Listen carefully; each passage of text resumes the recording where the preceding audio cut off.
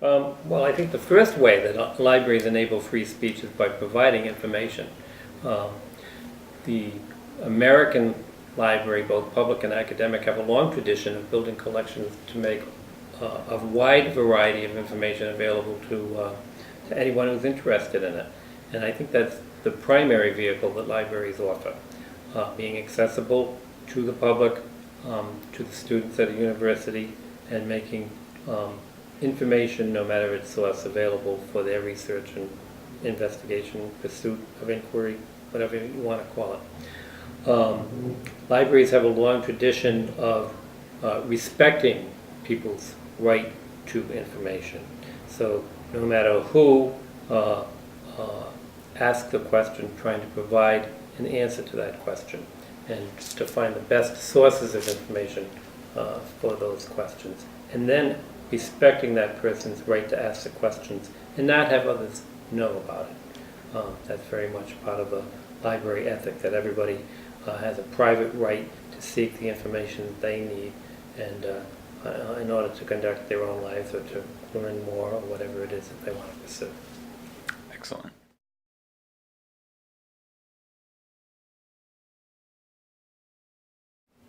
Well, a lot of libraries have established Facebook pages, blogs. Blogs is it's a form of publishing, really, and so there are many librarians both within the profession and then librarians serving the patrons of their own libraries and providing information and keeping people up to date. And those are somewhat content driven, but in addition to that, well, I suppose it's all content driven, but now you have these sort of quicker forms of social media. I think Twitter is being probably the most commonly known, but Instagram is another one, and many libraries are participating in those forms of social media, and it's all part of the library's efforts to remain part of the cultural conversation, the academic conversation, whatever conversations come to the library, they want to become part of that in the way that communication and technology is no longer so much physically based, but technology based as well. Excellent.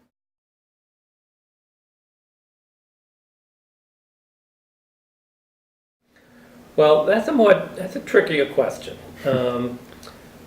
I don't know the ins and outs of its legal protection in the way that, for example, if somebody comes up and asks me a reference question, I'm obligated as a professional not to reveal that. But if somebody asks me a question on Twitter and I answer it on Twitter, well, a lot of people can see both the question and the answer. So I think people have the right to that. I don't know what the legal right to that free speech. I mean, we've all heard about countries that are regulating Twitter in different ways. I think Turkey might be the most recent example where I believe they turned Twitter off for a couple of days. There are many suggestions in the press that it's these forms of social communication, and certainly Twitter has been promoted as one of the more obvious examples of where people can communicate freely among each other and beyond the control of their government or any other agency trying to control communications. And in that way, the growth of social media and its prevalence in Western societies, or especially societies throughout the world, is a form of the evidence of the growth of free speech, the ability of people to freely associate with each other, and to communicate and to develop ways of communicating, however they can divide whatever is the most effective, whatever is the most creative, whatever tends to be the most productive. So in that way, I think you can see examples, the whole computer industry, and then the outgrowth of social media from that, with Facebook, Twitter, and other forms of communication, is evidence of the vitality of free speech, and it's spread to other countries where free speech has been less well recognized or less well established, and these forms of social media have a corrosive effect on authority and the control of communication. I guess in a way it's evidence that it's free speech. There's one other aspect of it, though, that I haven't quite figured out, and this is my own personal observation. Everybody is coming under more and more observation all the time, and social media is part of that. People know what people had for breakfast. And I'm wondering if that's going to corrode eccentricity, for lack of a better word. People's individual idiosyncrasies. If there's going to be more and more, this is the norm, follow the norm, you should fit within the norm. I wonder if there's going to be some more of that in day-to-day life as a result of this constant monitoring through social media. Parents monitoring children, what they're up to, cameras everywhere, which is already the case. I just wonder what the long-term impact of that's going to be on freedom, including freedom of speech.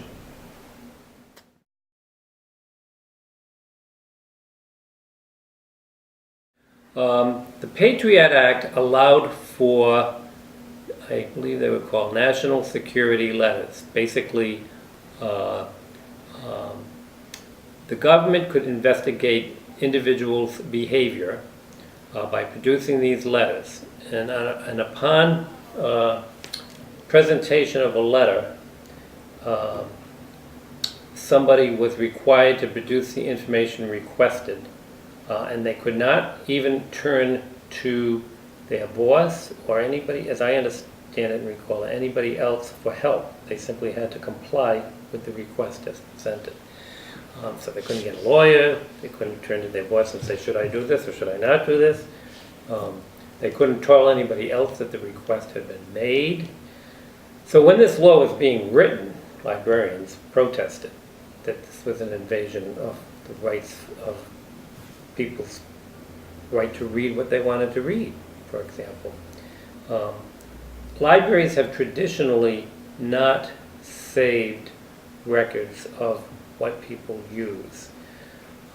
So that even today, if I borrow a book and return it to the library, and that there was no fine or anything, they just check the book back in and put it back on the shelf, that book is no longer associated with my record. So people don't know that I borrowed and may have read that book. Now I'm sure there's probably some computer trace somewhere in this kind of world we live in now. I wouldn't know how to get it. But that is part of the thinking of libraries, to protect people's right of free inquiry. But these types of letters were presented to librarians in Connecticut in 5, 6 or 7 years ago, I guess now. But 5 or 6 years after the Patriot Act was first enacted, and they were required to comply with the letters. So people are using computers in the library downstairs, for example. All of this kind of behavior could be subject to. I don't know if the national security letter is considered a warrant, but essentially a very unique kind of government investigation in which the person being investigated doesn't know about it, the person required to comply with the investigation can tell nobody about it. They are under a total gag order, and the librarians in Connecticut were kept under gag order even after the government inadvertently made information about their investigation public. And eventually they were allowed to talk about it. They turned to the ACLU, I believe, to talk about their concern and opposition to being forced to share information that they felt ethically violated their profession.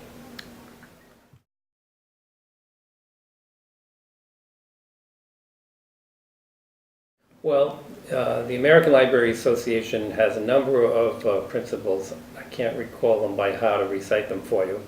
And actually, I know that you as a group are going to be investigating them and looking into them as part of a project that you're working on with the Mugat Green Scholars.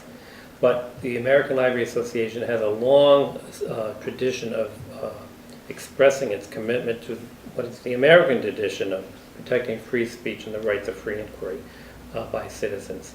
And they have part of the American Library Organization includes a branch or a subset of the organization that's very, very much devoted to protecting those rights, publicizing those rights. They have an annual event, for example, where they point out books that are in libraries that have been subject to protest, and parents and or community members seeking to have books removed, banned, essentially removed from library shelves or otherwise controlled. And the American Library Association has long stood up for the rights of citizens to be able to read and choose what they want to read.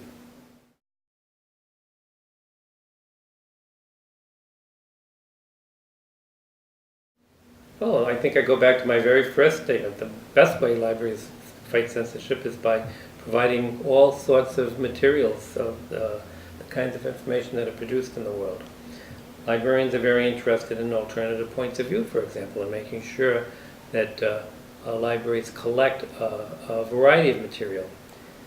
There's a slight tendency in this country now sometimes to just say, if A says one thing and B says the other.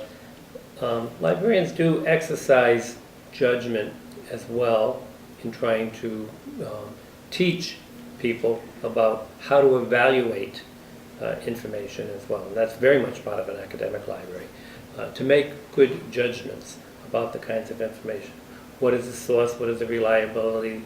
The reputation of the publisher, and those kinds of things. And I see that part of the library role as well. But certainly, libraries are very much engaged in providing people with the opportunity to freely explore and learn about the world in which they live.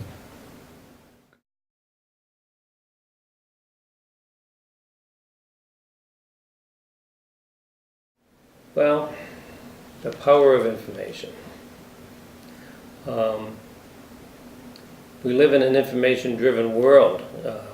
Our economies are no longer apparently going to manufacture things. We're going to manufacture information, from what I can see.